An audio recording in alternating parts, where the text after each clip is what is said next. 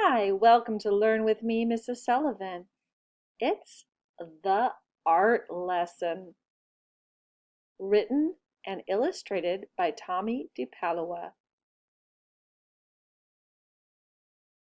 Tommy knew he wanted to be an artist when he grew up. He drew pictures everywhere he went. It was his favorite thing to do. His friends had favorite things to do too. Jack collected all kinds of turtles. Herbie made huge cities in his sandbox. Jeannie, Tommy's best friend, could do cartwheels and stand on her head. But Tommy drew and drew and drew. Tommy put his pictures up on the walls of his half of the bedroom.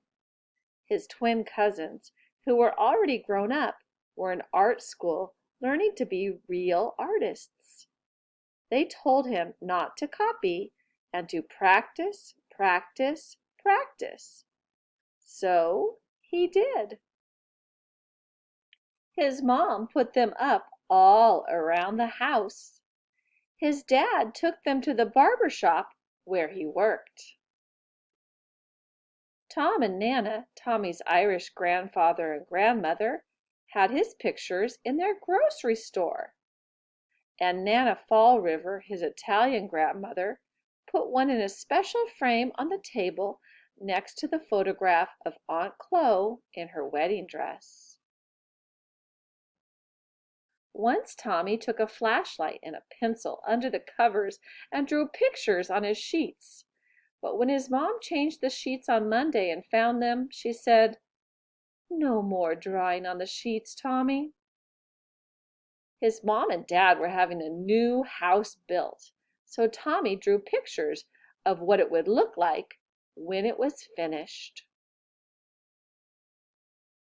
When the walls were up, one of the carpenters gave Tommy a piece of bright blue chalk.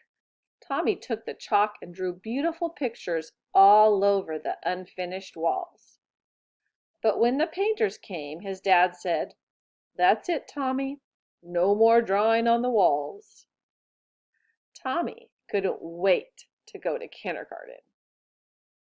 His brother Joe told him there was a real art teacher who came to the school to give art lessons. "When do we have our art lessons?" Tommy asked the kindergarten teacher. "Oh, you won't have your art lessons until next year," said Miss Bird. "But we are going to paint pictures tomorrow." It wasn't much fun. The paint was awful and the paper got all wrinkly. Miss Bird made the paint by pouring different colored powders into different jars and mixing them with water. The paint didn't stick to the paper very well and it cracked. If it was windy when Tommy carried his picture home, the paint blew right off the paper. "At least you get more than one piece of paper in kindergarten," his brother Joe said. "When the art teacher comes, you only get one piece." Tommy knew that the art teacher came to the school every other Wednesday.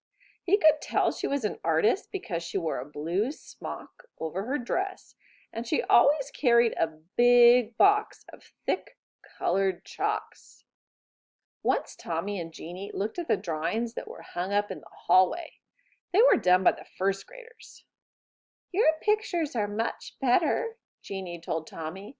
"Next year, when we have real art lessons, you'll be the best." Tommy could hardly wait. He practiced all summer. Then, on his birthday, which was right after school began, his mom and dad gave him a box of 64 Crayola crayons. Regular boxes of crayons had red, orange, yellow, green, blue, violet, brown, and black. This box had so many other colors: blue violet, turquoise, red-orange, pink, and even gold, silver, and copper.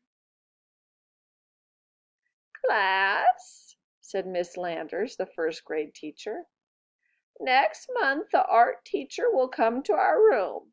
So on Monday, instead of singing, we will practice using our crayons." On Monday, Tommy brought his 64 crayons to school.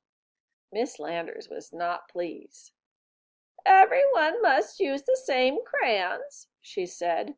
"School crayons." School crayons had only the same old 8 colors. As Miss Landers passed them out to the class, she said, "These crayons are school property, so do not break them.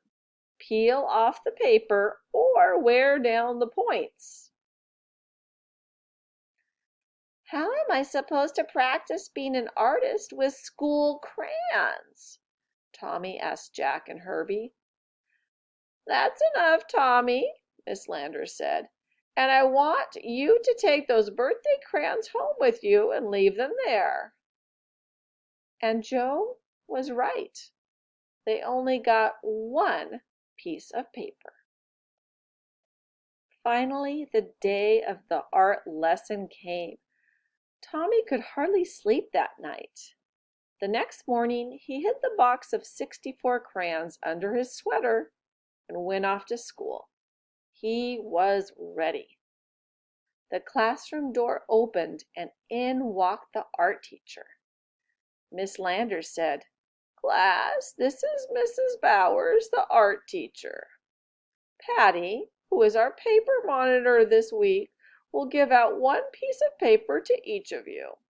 And remember, don't ruin it because it's the only piece you'll get. Now pay attention to Mrs. Bowers."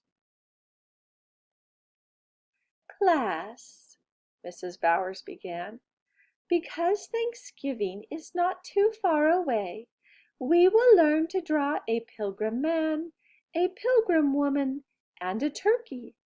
Watch carefully and copy me." Copy? Copy? Tommy knew that real artists didn't copy. This was terrible. This was supposed to be a real art lesson. He folded his arms and just sat there. "Now, what's the matter?" Miss Landers asked. Tommy looked past her and spoke right to Mrs. Bowers.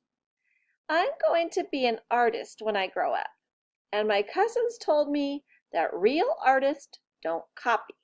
And besides, Mrs. Landers won't let me use my own 64 Crayola crayons." "Well, well," Mrs. Bowers said, "what are we going to do?" She turned to Miss Landers and they whispered together. Miss Landers nodded. "Now, Tommy," Mrs. Bowers said, "it wouldn't be fair to let you do something different from the rest of the class. But I have an idea. If you draw the pilgrim man and woman and the turkey, and if there's any time left, I'll give you another piece of paper and you can do your own picture with your own crayons. Can you do that?" "I'll try," Tommy said with a big smile. And he did. And he did.